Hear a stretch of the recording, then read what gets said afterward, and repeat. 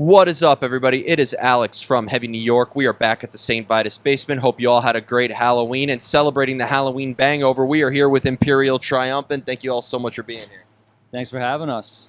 Thanks again, man. Yeah, it's great to have you all here. Zach, I spoke with you on the phone last year in 2020, like right before Alphaville was scheduled to come out, your latest album. But now that it's been out, and it's been out for over a year now, and the reception has been great, you're finally bringing it out on the road. I mean, let's just get one thing clear. Playing yesterday on Halloween at a sold-out show at Vitus, how was that? I mean, that was just fantastic. I mean, we're clearly a great Halloween band, so it was fun to participate in that crazy festivity. I had the best time. Yeah, awesome. When it came to like the style of Alphaville and stuff, was there like a preconceived idea of what you wanted it to sound like, or was there a lot of like improvising involved and a lot of trial and error and experimentation? I'd say it's probably a little bit of both. There's a little bit of what your imagination thinks it's going to sound like, but luckily we're a very open-minded band, and as it evolved, we just go, okay, this is new, and then different forces from outside come in and change it, and then we go, okay, we like this is cool, and it just keeps evolving, and every record we've ever made kind of sounds different than we initially imagined, but that's cool. Yeah, definitely.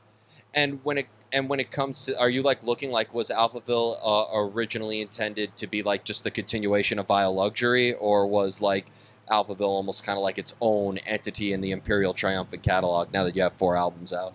I mean, I would say it's only a continuation in the sense that the way the band was evolving, the sound was going to the next, obvious step. But when we were making Alphaville, it was definitely a brand new thing conceptually. We would work long hours, and then we would like think about what do we want to eat for lunch, and then we'd figure out the next song bit or whatever, and then I don't know, we'd look for different meal plans for dinner, things like that. And when it comes to like this sort of inspiration, you mentioned like sort of conceptually, do you consider Imperial Triumphant to be like a very conceptually driven band? Like, do you think of like a certain meaning or a certain time period in your life that could maybe influence the sound or the concept or the lyricism? I mean, yeah, it's like you're opening a barbecue restaurant. You're going to have a menu that is primarily barbecue, but maybe you change up the menu every once in a while. So Imperial Triumphant has a overarching concept, and then there's every album is going to be a different, just based on what's on the menu for today, Yeah, I mean, we definitely have a menu, and then there's specials. Yeah. Can you do an Imperial? You should make that a reality. Like, there have been bands who opened up their own restaurants. The Imperial Triumphant barbecue joint. Maybe opening a restaurant's a terrible investment, so probably not. But maybe like a credit union. No, Imperial Triumphant Insurance. Exactly. Yeah, make it an insurance company. Oh, one of your drummers explodes on stage. We got you covered. Exactly. Yeah, covering every Spinal Tap moment. Insurance Triumphant. Yeah. Now, I do need to bring this up before I forget, but next year is going to be the 10-year anniversary of the debut full-length album for Imperial Triumphant, which came out in 2012. I kind of want to turn back the clock a little bit. Didn't even know that. Yep. But I wanted to turn back the clock. I kind of want to know what the thought process was going into the making of your full-length album compared to like how the songwriting process is now. How much has it changed a little bit? And maybe can you do something to celebrate the debut, the rise of Imperial Triumphant? I'll have to talk to the Italians who own the rights to that album. But yeah, though that album was completely written by myself, and I had Piron, who's rehearsing right now. I had their rhythm section accompanying me, which is very different from how Alphaville and Vile Luxury were written by all 3 members of the band, Kenny, Steve, and myself, all contributing equally. So you can tell, like, the evolution's not just by one person, but it's the incorporation and collaboration of 3 people.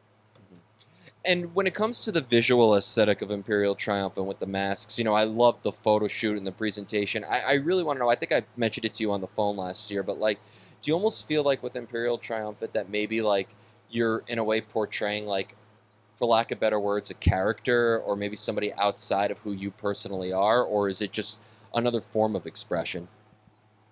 That's up to you.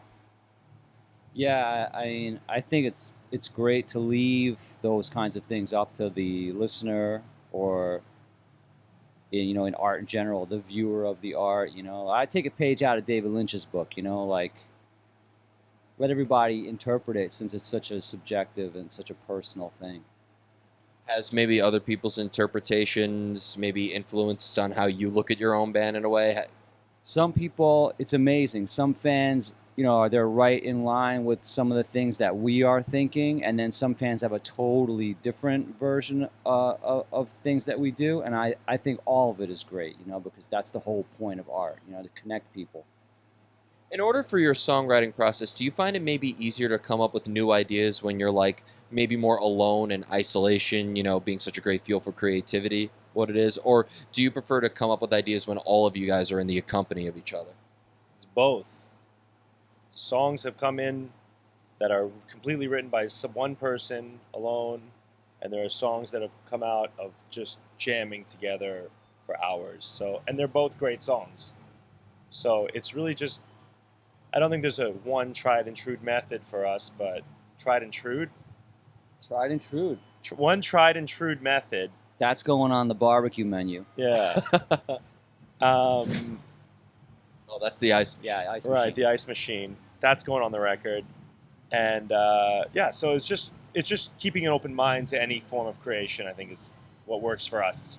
If a listener were to really get to know you guys, would they be able to tell, like, okay, this song was written by all three of them at once, or this song was written by just one individual, or? Maybe. I would say probably not, because musically the three of us are pretty aligned. And also, like, even if one person writes everything, it's very rare that the whole song is played exactly how it was originally written. Usually, if Steve writes a song, I'm going to bring my personality to the guitar parts, and it's going to change and evolve a little bit. So maybe not so much.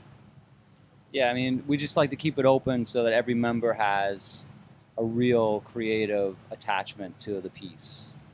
And do you think that maybe you mentioned like you experiment with your sound and explore different styles? Do you think that maybe Imperial Triumphant could like do other types of tours outside of maybe like black metal or outside of this extreme style? Can you see yourself maybe touring with different types of bands, or do you kind of want to be on a bill with bands that have that same extremity that you do?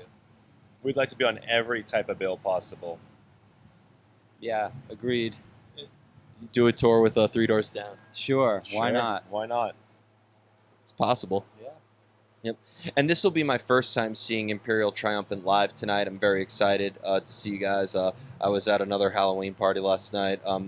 But is there maybe a similar energy or maybe a similar experience that you put into your live presence as you do when you're songwriting? Or do you consider playing live and songwriting two completely separate art forms? I mean, they're definitely two different things. I mean, it's kind of all life, really, like that's how I see it.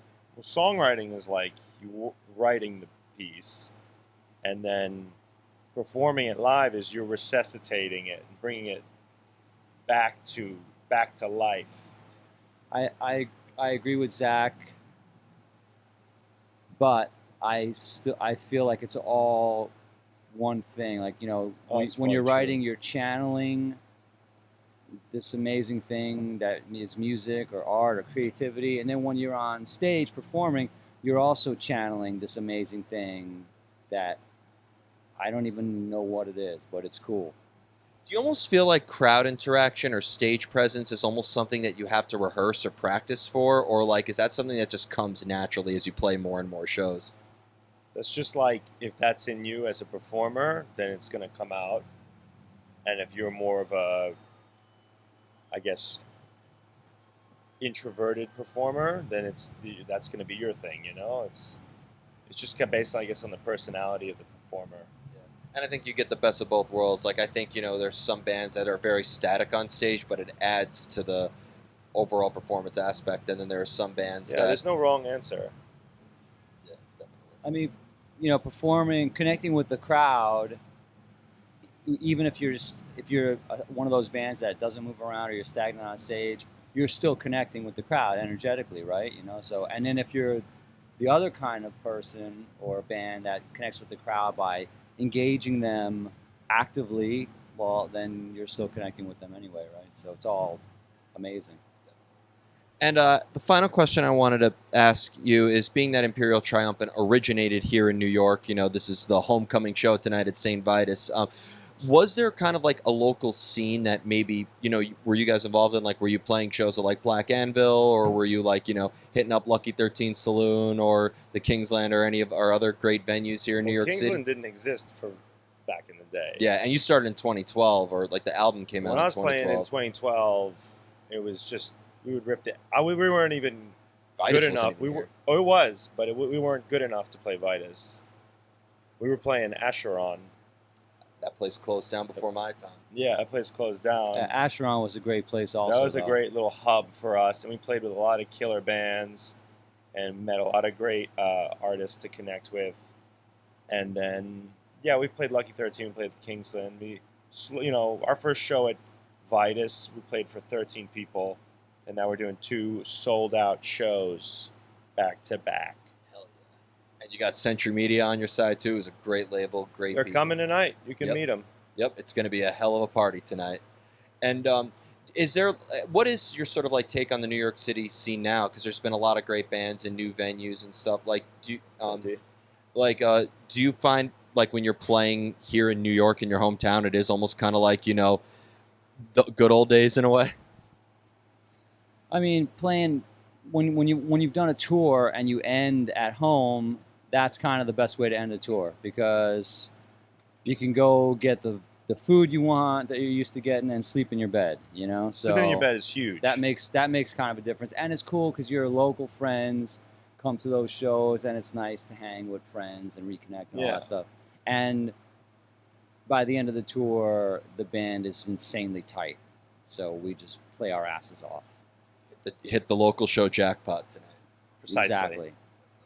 So before we go, I want to thank you both so much for your time today. Thank you. Is there just anything else that you would like to promote for Imperial Triumphant Yes. in terms of like, now that Alphaville's going to be 2 years old next year, can we be expecting some new music fairly soon? Or Well, you can expect a live album this November 22nd, I believe, or 26th, out via Century Media, An Evening with Imperial Triumphant.